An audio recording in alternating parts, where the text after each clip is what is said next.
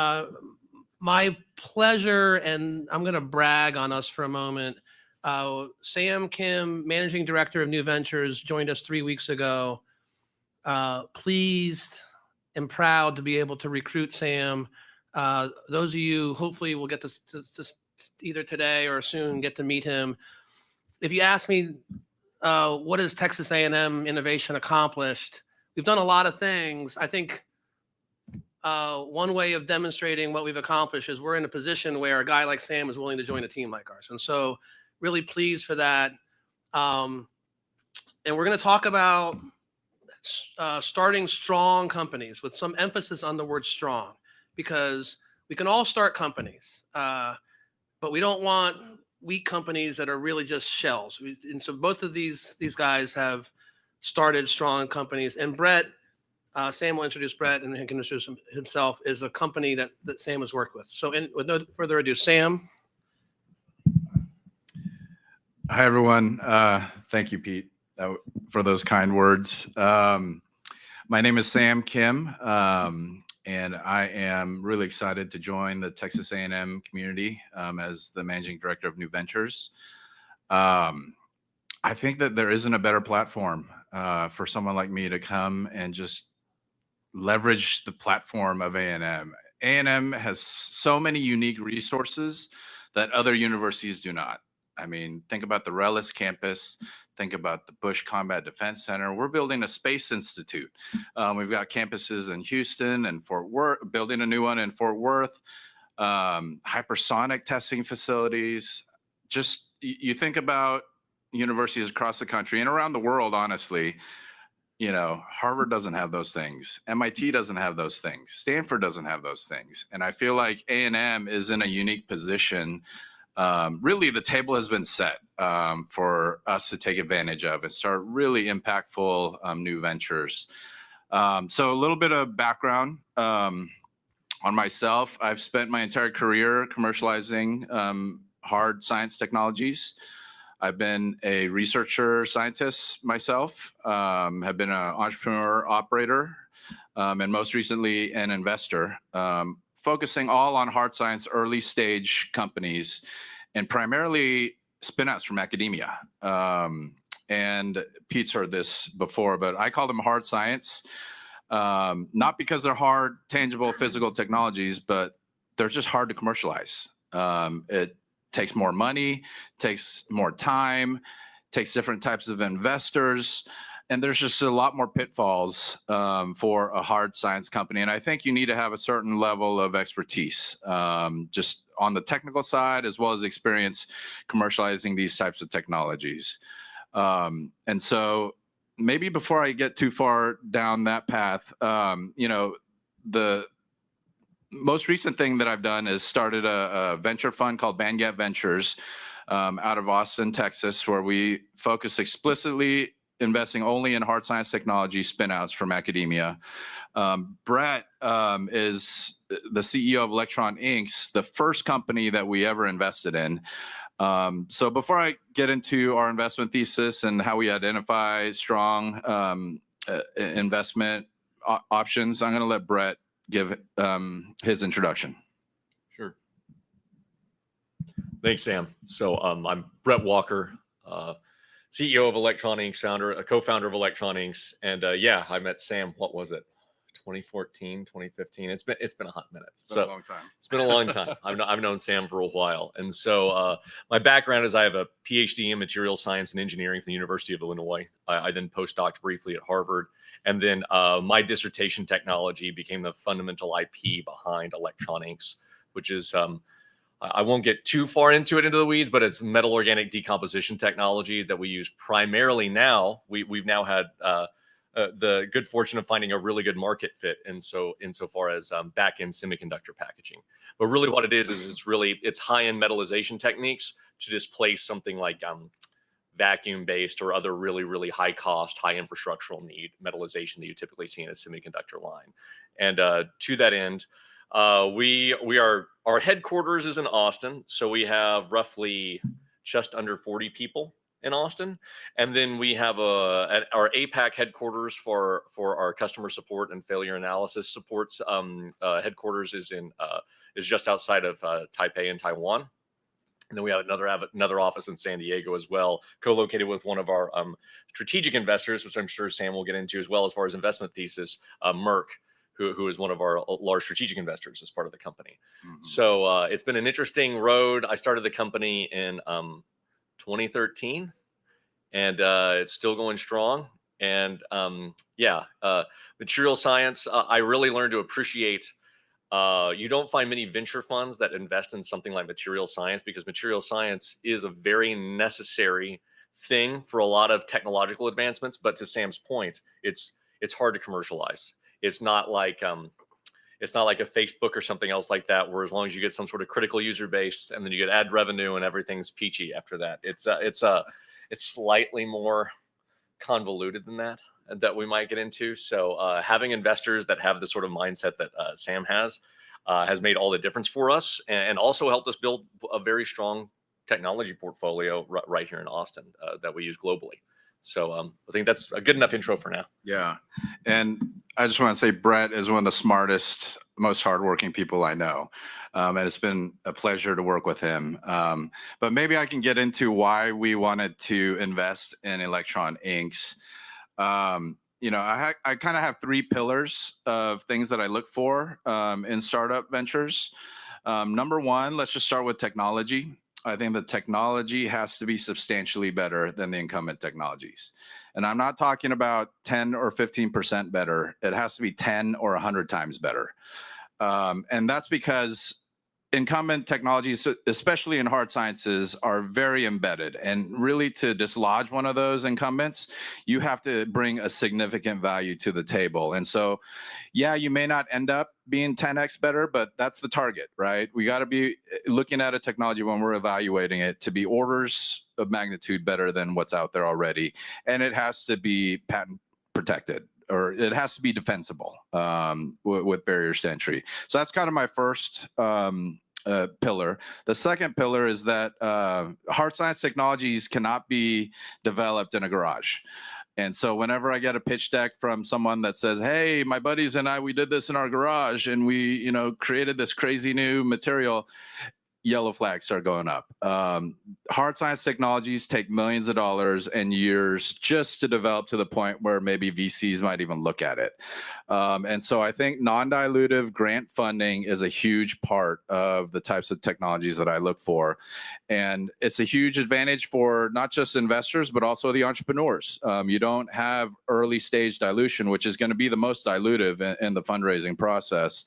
And you're able to leverage this money to get hit milestones to show people that the technology works, not just in the lab, but also that it could be a commercializable product. The third pillar is strategic corporate involvement early. And I think a lot of early entrepreneurs that don't have a lot of experience, they have this kind of protective mentality of, I invented this technology, I don't want these big corporates to come and steal it from me. But what we found is the complete opposite. There's so many advantages to having a corporate strategic partner come and invest in your startup. And that's, I think, every single one of our companies, including Electroninks, which we can talk about a little more, every single one had a corporate strategic involved. They can be pilot customers. They could connect you to supply chain partners. And at the end of the day, they might even acquire your company. And so we have plenty of examples of how that's panned out for us. One of our best examples is a company called Impria, which was a semiconductor photoresist company. We had everyone in the ecosystem wanted a piece of it. Intel Capital, Samsung, JSR, Tokyo Electron, everybody was a corporate investor in that. And they were super helpful in the development of the technology. And at the end of the day, when they wanted to exit, it became a bidding war because everyone wanted to acquire the company. And so I've only seen benefits of that. And that's actually panned out the same way with Electroninks. We've got really amazing strategic corporate investors. We were able to lead that investment in Series A through Bangat Ventures. We brought in Fujifilm was a co-investor in that. Applied Materials was a co-investor in that. I think that was it for the first round. Yep. right? And then subsequently we got, several other investors that I can let Brett talk about. But those are kind of the three things that I've seen work really well for hard science-based startup companies. And when we started BandGap Ventures, as Brett mentioned, there just weren't enough institutional venture capital funds investing in the hard sciences. And I think it's because it is hard. It takes technical expertise as well as business expertise. A lot of venture funds tend to, be ex-Wall Street guys. I don't want to throw everyone under the bus, but it's a lot easier to wrap your head around a software technology than it is a new photoresist technology. And so there was only a handful of us, and so we saw an opportunity in the market. It was really underserved. A lot of companies that had game-changing technologies in the hard sciences were struggling to find investors for their technologies, and so it was really good opportunity for us to be able to come in. And then corporate VCs had to step in because of the lack of institutional VCs out there funding this. They rely on these ecosystems to be healthy.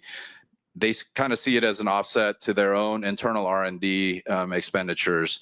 And so by investing in companies with other strategic corporates, it was a good value to them as well. And so we were able to do some great deals with some great corporate partners. So our work often, I think of living on the sell side of deals. Both of you guys live on the buy side of deals from the investor perspective, and you're on our team now. And from the founder perspective, right? You're still on the buy side. I mean, is this an opportunity that's worth your time? So, Sam, you mentioned your three pillars, but can you each describe a little bit of what you've learned and what you look for as, again, the theme of strong companies, things you're willing to invest in, whether time or money, and maybe also some examples of things that maybe you started off thinking were investable and were proven were not successful ultimately, and maybe some lessons learned from that. I can jump in if you want. Sure. So to Sam's point, one of my big rules is, and especially when we're looking at product market fit for our technology, is I call it the order of magnitude rule. And Sam called it, I think, the 10 to 100x rule. And that's 100% the case. What you'll find out is as you're commercializing technology, if you don't have a significant advantage, or if you're trying to look for a specific market fit for your technology, if the incumbent pain point is not significant, there's something you may not be aware of is if the incumbent's really been in charge of that marketplace for a significant amount of time, they may already have a better product that they haven't sold into that marketplace because they would lose revenue by doing so. So, and we see that all the time where it's like, you'll see a tech, or we'll start working with a company and they're like, oh yeah, we're seeing a 10 to 15% improvement. And to Sam's point, it's like, well, probably not going to actually get that placed in the market because it needs to be significant, because the incumbent could probably very easily release something to that effect and probably may be sitting on a technology to that effect actually. So a big deal is understanding where does your technology actually fit and how much value to actually bring to the table and what the customer pain point is. So I would say that's been a big part of our commercialization strategy, and how ultimately we've really ended up shining in two key places. Our primary market is semiconductor packaging. Now, as Moore's law has really died, because there's only so far you can push gate sizes down until you get electron leakage and all sorts of other issues, really packaging now becomes the real focus. And so that's where we've really focused on that, where we really have a huge advantage over incumbent technologies there from an infrastructural cost and just general pricing standpoint. Where if we'd gone after other technologies, so we had some early collaborations in wearables, which Sam is well aware of. Wearables is a tough market because it's poorly defined and no one wants to spend $500 on a t-shirt. Also, there's other markets that are races to the bottom, where as a startup, you need to find where you can actually contribute value and reap profit as a result of that to sustain your growth. Like packaging, for example, and I'm not saying semiconductor packaging, I'm saying like consumer packaging, like stuff that lights up to tell you various different things. Smart packaging is cool. And we actually had some early products, some early collaborations and some good research dollars that I'll never knock with I won't name, but a large adult beverage company that was wanting some cool light up technology. We got some good R&D dollars from it, but ultimately at the end of the day, you know, they really sell water, and all of their money is in packaging. So they're trying to always cut. Their packaging needs to be just dirt cheap, and so that's a really poor fit for a startup. And so that, even though we got some good R&D money out of that never went anywhere for obvious reasons. We don't want to win a race to the bottom. That is a form of failure. So, and you're never going to make it as a startup because somebody can always make it cheaper than you can at scale as a startup. So those are some of the lessons that we learned commercializing technology from a higher level. So I'll stop there. Yeah, and I think that's a really good point, Brett, because even when the corporates were interested in it and they funded it, it still didn't pan out, right? And so that's kind of the importance of at least starting out with something corporates are interested in. If you don't have any corporates interested in your technology and you're out there trying to fundraise, it's going to be you're going to have a really tough time. And so it goes back to the corporate partnership early and often. I think there might be a lot of faculty out there right now.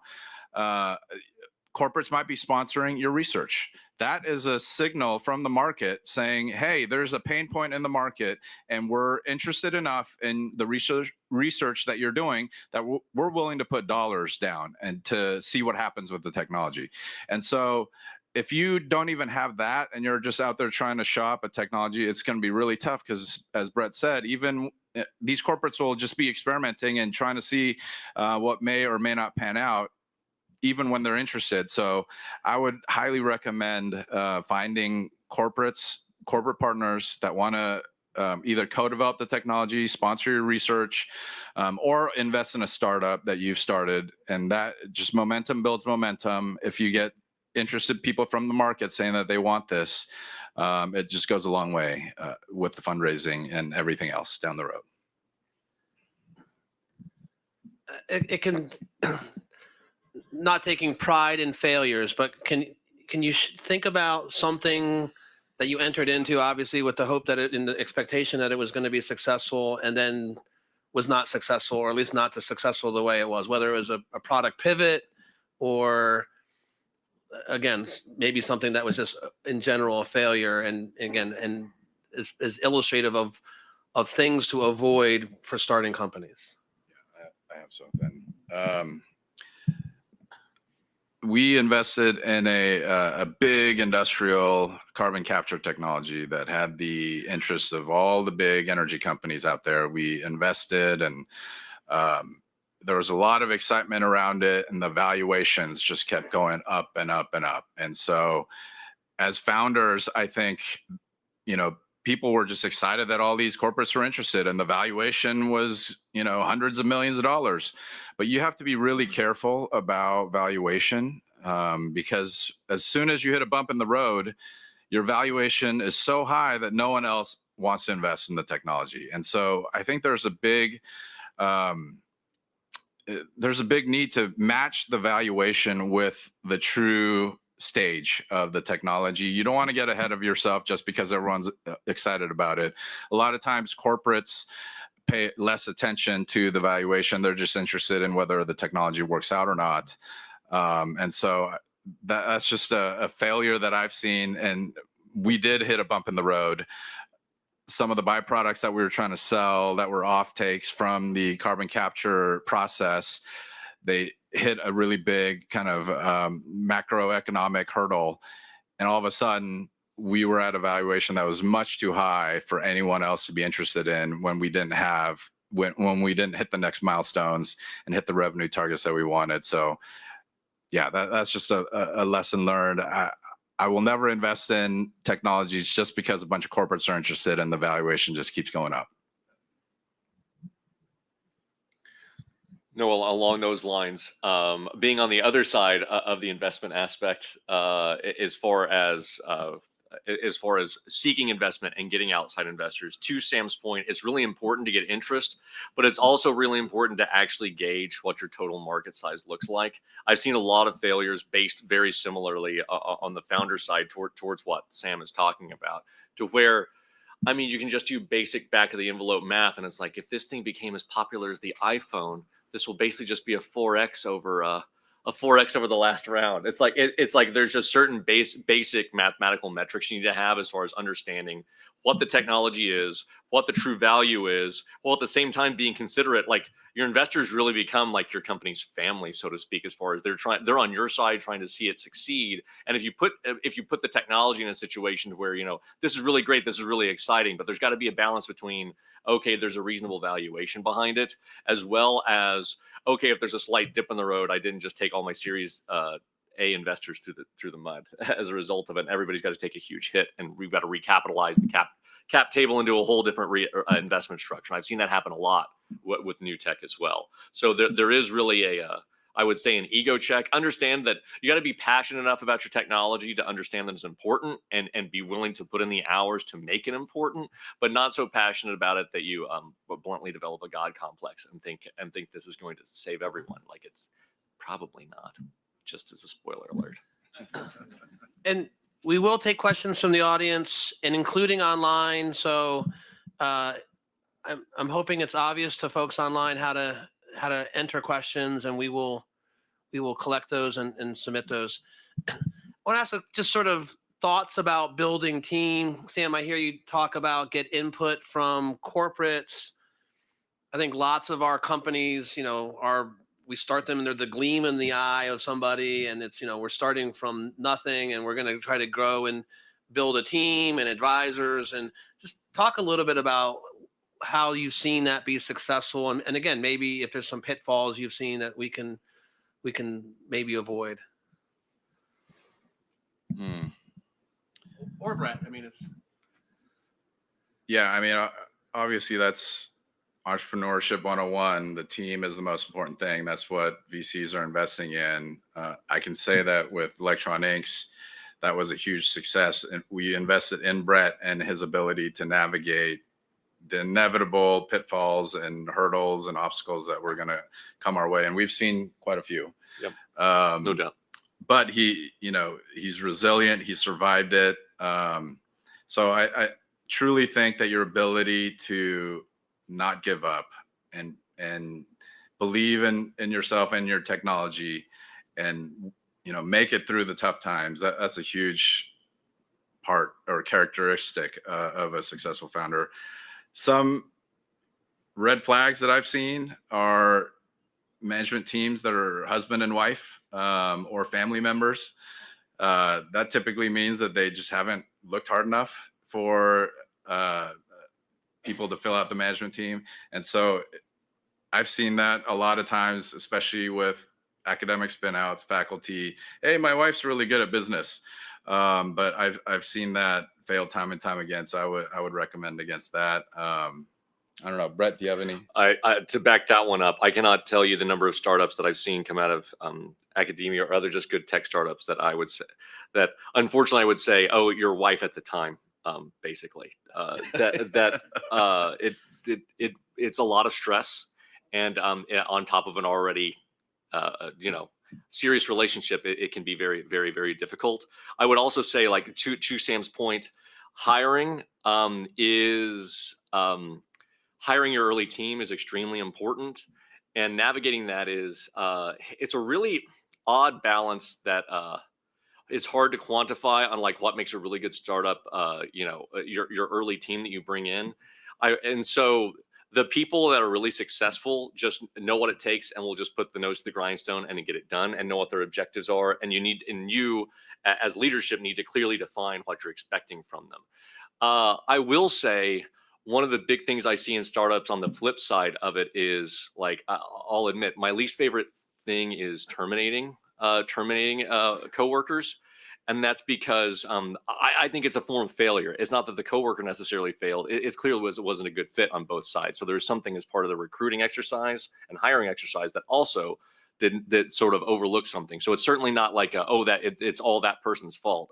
Not at all. But at the same time, my big thing that I've unfortunately had more than a handful on exit interviews is I hire adults to act like adults and behave accordingly. And if there are issues, you need to act on those issues. Red flags typically don't go away because you close your eyes and squint enough and they go away. That's one thing early on. Is the biggest expense you'll have, other than if you're a hard tech, you'll probably have large infrastructural expenses, because paying for lab spaces and everything else, it turns out it's really expensive. We can talk about commercial real estate later, but it's really expensive to have the infrastructure for that. Your second highest or equal expenditure will be payroll. So having the right people can be a huge vector in the right direction for you. Having the wrong people and you convincing yourself, oh, they're right, and you're just misutilizing them, will be the biggest way to drain your round that you've ever encountered, period.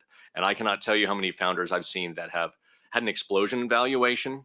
And so they hire a whole bunch of people because they can, because why not? Because I'm expected to hire a big team. And they end up laying off 50% of that, the pool that they just hired, like within 18 months.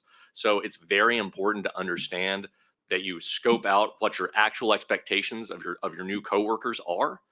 And notice I specifically like emphasizing coworkers. I really don't like, in a lot of startups, you'll get a lot of deification around like founders, et cetera. And that's just all a bunch of bunk, frankly. Like, everybody's got to work hard and there's no magical solutions to anything. And so they really are your coworkers, period. And you need to be looking at them as such, because they're going to be coming up with solutions alongside you. And so, so number one, I'd be leery of, you don't want anyone who views themselves as superior to anybody else that's coming on, because that's just not the case. That's not real. And then B is, if you do bring people on, and it's very clear that this isn't going to work, just hanging on to them because you don't want to go through the process of making it clear that this isn't working out also doesn't help at all. So it's a balance there. But I would say very wisely choose from the get-go to minimize letting go in the end.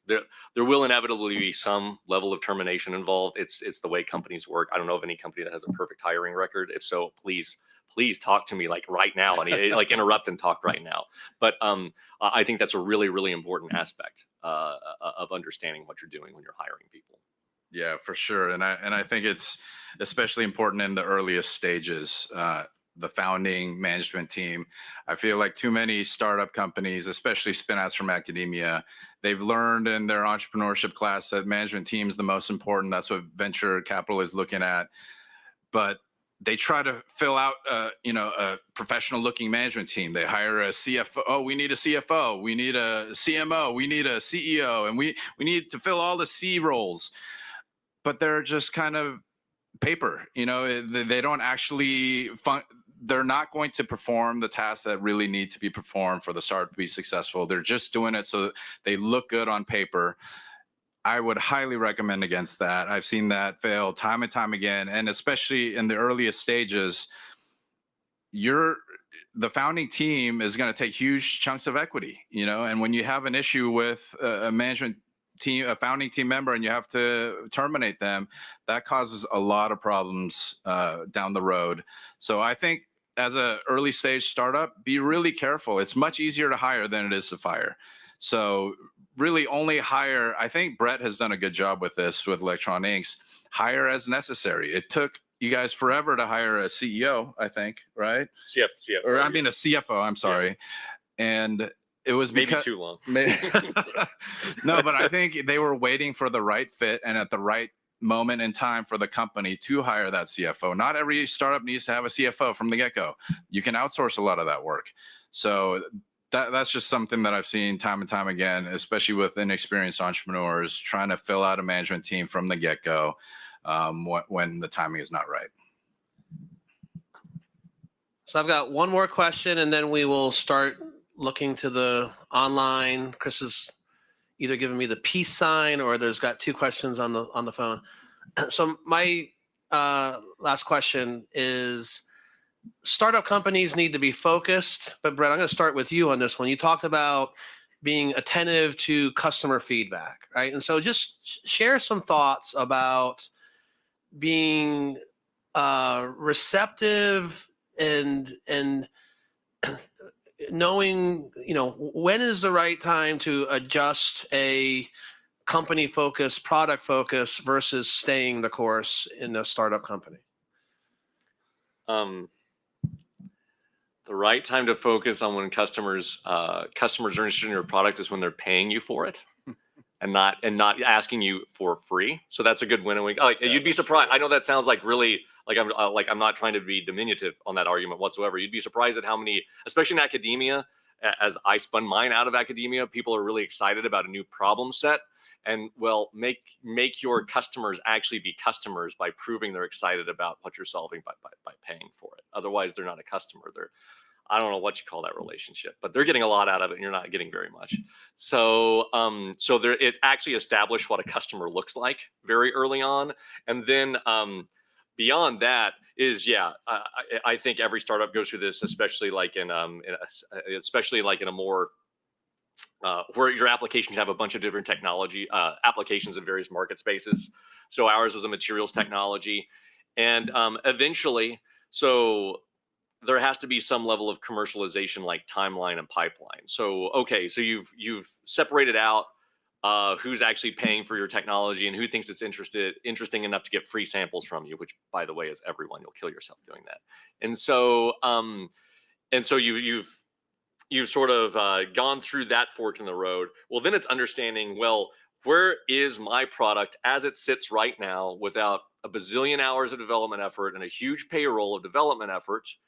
Where is my actual value proposition? Because as I was saying, like we had some early well-paid work in consumer product packaging with an adult beverage company and wearables and certain levels of EMS, that's electronic manufacturing services. There's a whole bunch of levels there that I won't get into the weeds on. And then, so you really have to eventually figure out, where is my technology disruptive and where is the biggest pain point that I'm solving? And honestly, I wish I could say there's just some fundamental, there's some sort of fundamental process flow diagram that I plug that into and I sleep fine at night, and that's how it always works out. There's a lot of like blood, sweat, and tears that go into that, but you do have to have those honest conversations with yourself as far as what problems are your technology actually solving. Again, realizing that your technology can't solve everyone's problems all the time. That's a ridiculous thought process. And then once you get there, focusing on which market is going to be the most receptive and actually be profitable for a small business to actually sustain itself. Because you'd be surprised, like sometimes you might be really disruptive, but it might be in something where the infrastructural investment required for you is going to be so large, it's going to be very difficult to insurmount. And maybe an earlier on licensing deal or some sort of earlier, lower stage, lower valuation acquisition deal does make the most sense, because the ability to commercialize that is going to be challenging. There are flip sides to that too, but I'm saying having honest conversations with yourself, and I know, like, I feel weird talking about this because the person in the mirror is the person you got to have a really, really honest, sober view of every day, as far as if you're developing the technology and understanding what it does, because you can have this sort of warped gravitational field around. You got to have passion for the technology, but also understand what it works for and what it doesn't. You've mentioned conversation with yourself a couple times, and so I guess I just talked to myself a lot. Well, so being a founder can be lonely, right? I mean, you're innovating, doing something that's disruptive to some piece of market. So, I mean, you guys obviously have the ability to talk to each other. I mean, what is your advisor? I mean, maybe you literally just talk to yourself, but I'm guessing you have. Oh yeah.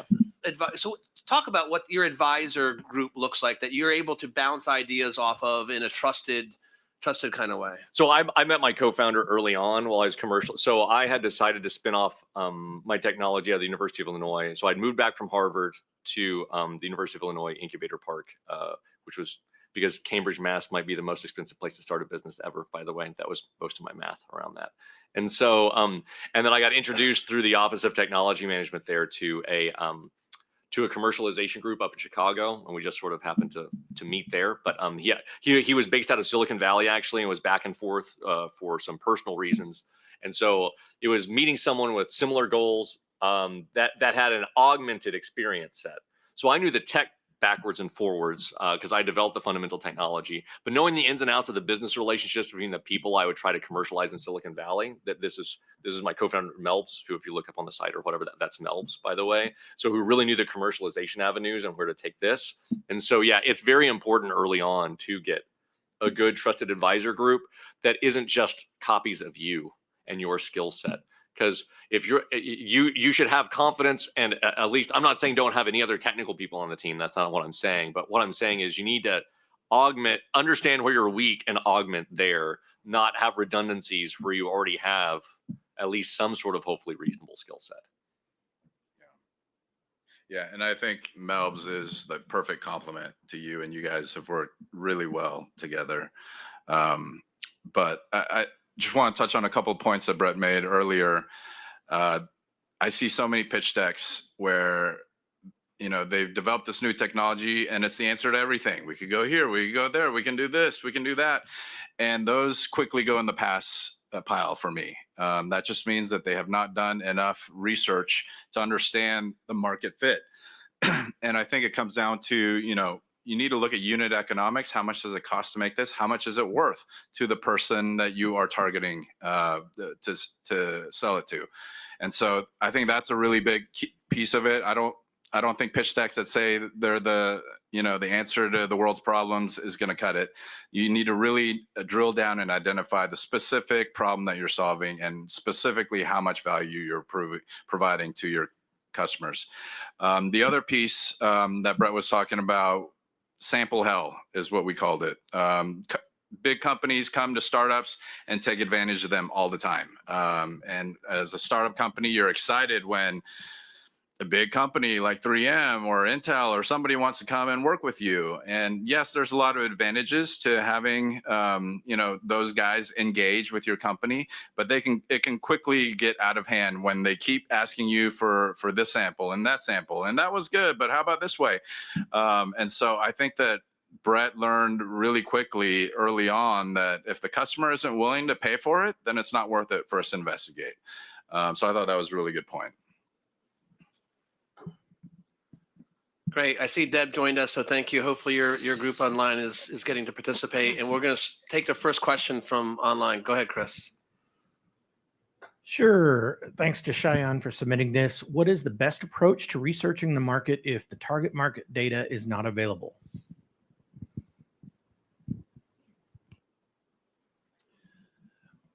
So I think that not every product is going to have a market research report ready that you can just buy online and download it. A lot of it is going to take legwork. You're going to have to actually go talk to the customers, find out what their pain points are, how much they're paying for it, and do those calculations.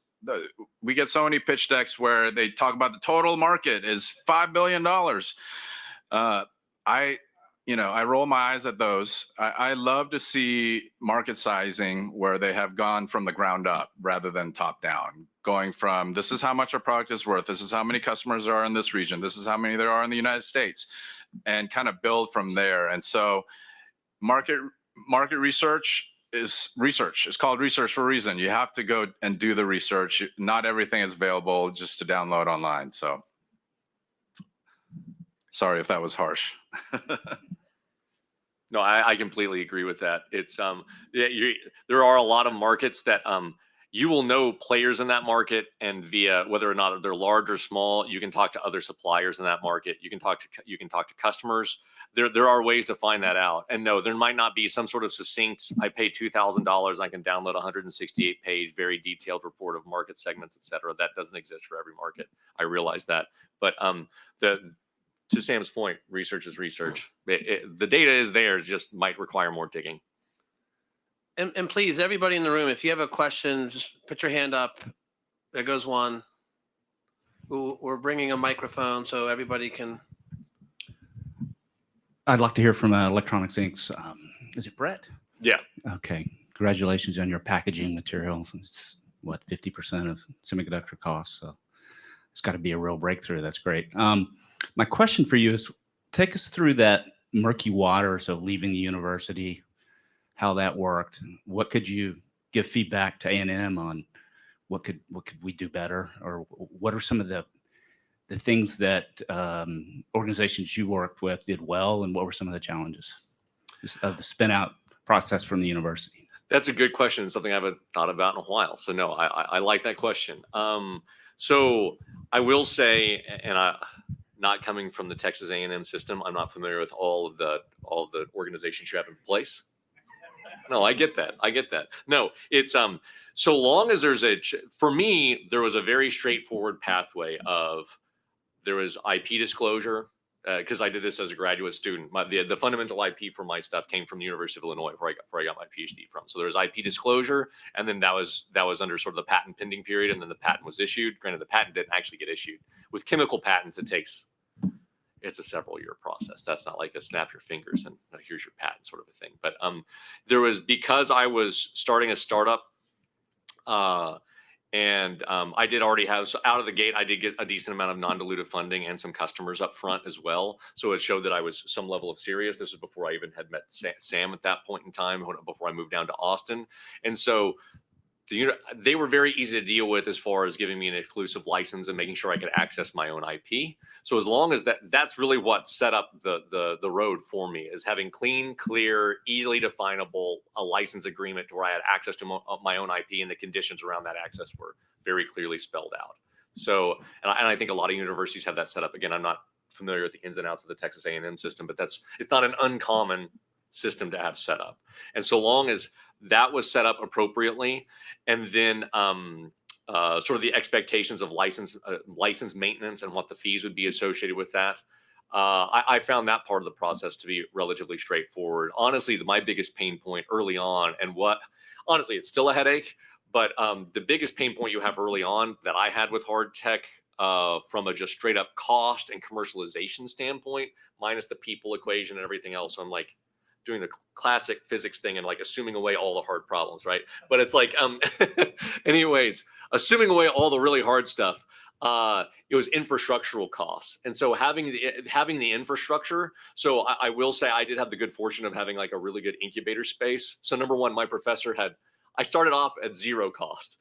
And this was a unique scenario. My professor had just left for Harvard. And so that's why I postdoc briefly for Harvard. And so there was basically, she had left a vacuum of all of her old lab space. And since I had been a grad student of hers for 4 years, I was very familiar with the chemicals, and the department did not want to deal with the chemical disposal. So I just took over. So I just signed off on being responsible for the labs, and I got free lab space for like, a good 3 to 6 months, because no one wanted to deal with the headache of all these chemicals that have been around since the 80s. And so, and I was like, I'm fine. I've been working there every day for a long time. And then I moved to the incubator space, which was Enterprise Works at the University of Illinois. So having a transitional incubator space that has borne most of the cost of like what a lab looks like was very, very helpful, because paying for a lab out of pocket as a hard tech startup is bluntly not something you're going to be able to surmount. Or I shouldn't say it's something that definitive, but it will be very challenging. Let me put it that way, because building a lab is, $200 a square foot minimum, sometimes up to $400 a square foot in the modern construction environment. That sort of infrastructural cost, and you're not going to find a landlord on this planet that is going to be like, oh, I'll do tenant improvements to that tune for some random startup out of a university. Like, yeah, there's no landlord that you're going to have that conversation with. Well, not that won't end with curse words aimed at you. So, as I've been part of those conversations. So I would say having the infrastructure to support that on the university side is a really important thing, because infrastructure for hard tech is something that can't be glossed over and is a very real need as something transitions from a lab space to commercialization. I would say that's the big gap that I felt like I was given a big leg up on. If that answers your question, maybe long-windedly.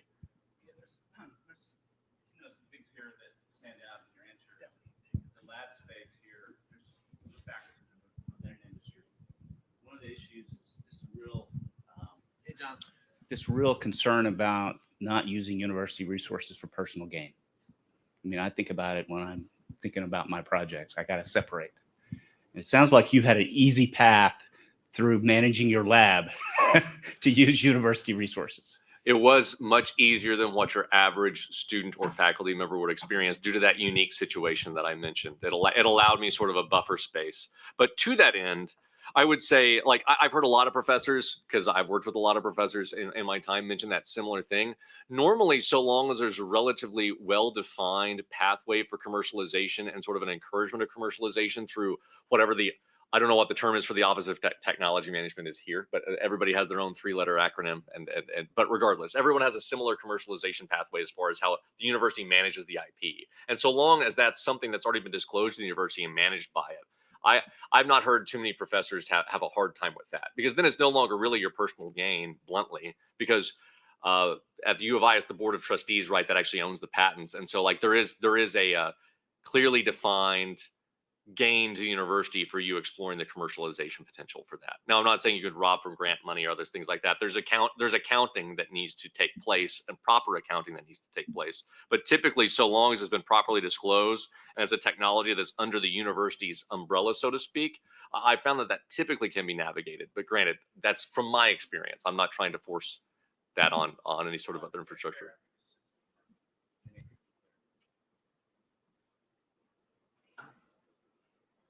Chris, do you have another? Yeah, we have a few more. This question comes in from Sina, and I'll paraphrase a little bit.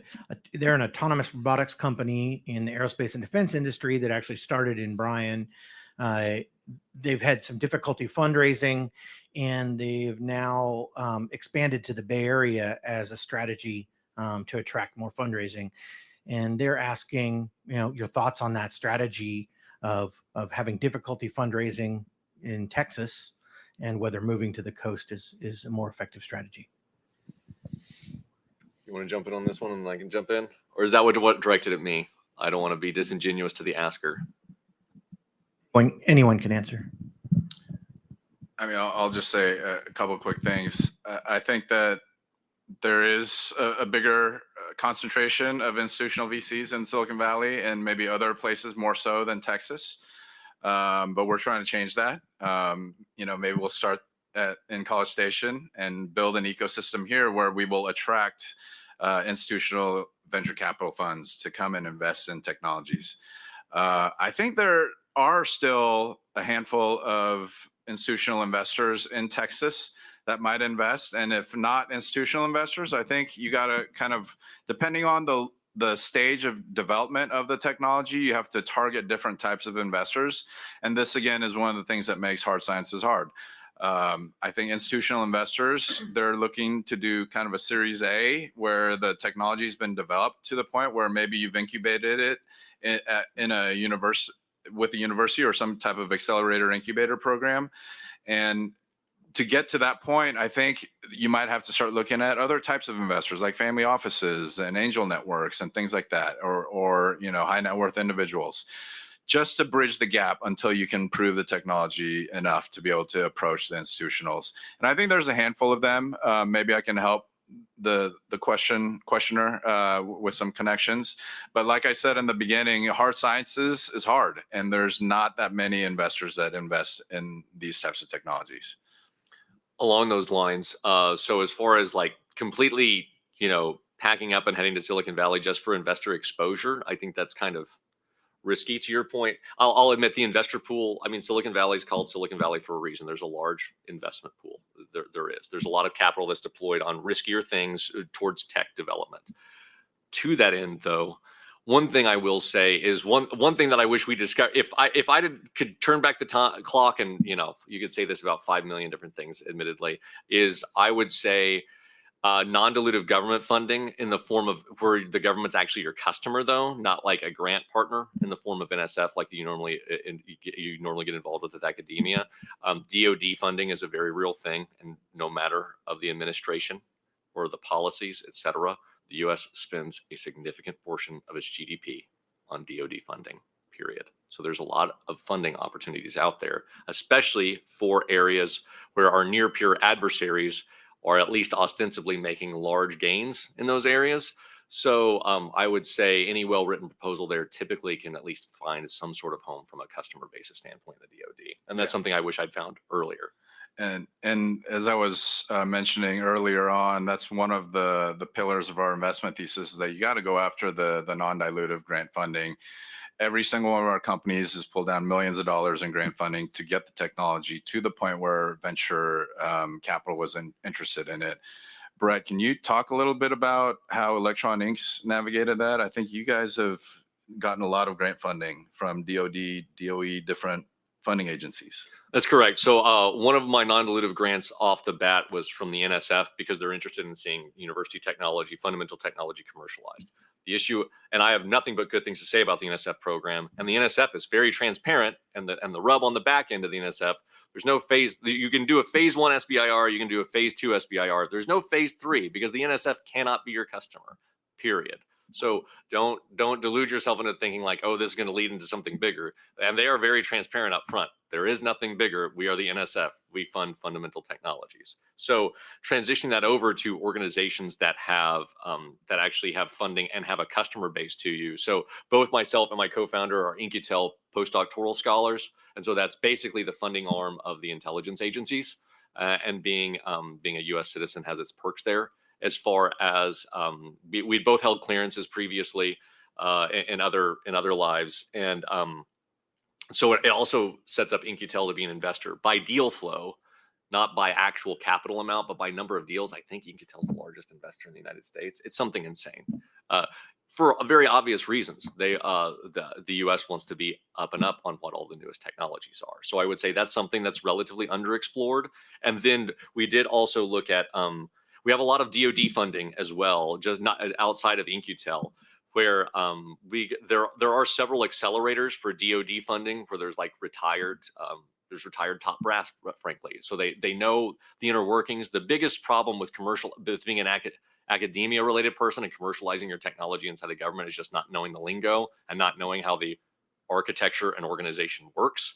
And there are organizations that literally that is what they do. So I would say us finding that has been like honestly like a binary switch for us as far as going from kind of hit and miss here and there for proposals to like, oh, we have a really good chance because we know we need this in customer memorandum, we need this signer, and like, oh, this person pulls a little bit of weight there, so we can get this person on board, etc. Understanding how those organizations work and getting an accelerator group on board makes a huge difference versus just staring down the wall, as I call it. Like, it's like, where do you start? It's very difficult, but there is a significant amount of funding there if you know the appropriate tools to employ. One or two more questions.